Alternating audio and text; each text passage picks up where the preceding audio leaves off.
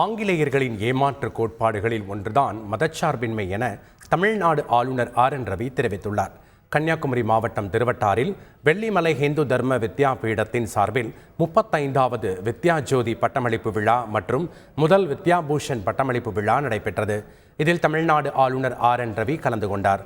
விழாவில் பேசிய அவர், இந்து தர்மம் தான் பாரதத்தை உருவாக்கியது என்றும் பாரதம் இந்து தர்மம் இரண்டையும் பிரிக்க முடியாது என்ற உண்மையை உலகறியச் செய்ய வேண்டும் என்றும் தெரிவித்தார்.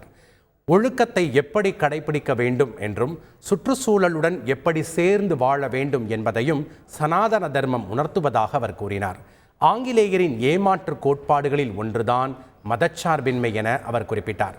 அரசியல் சாசனம் அமைக்கப்பட்ட போது அங்கு இருந்தவர்கள் மதச்சார்பின்மை என்ற வார்த்தையை கேட்டு நக்கலாக சிரித்ததாகவும், அரசியல் சாசனத்தில் இடம்பெறாத மதச்சார்பின்மை, சொக்குளாட்சி என்ற வார்த்தையை அவசர காலகட்டத்தில் சில சமுதாயங்களை திருப்திப்படுத்துவதற்காக கூறப்படுவதாக தெரிவித்தார்.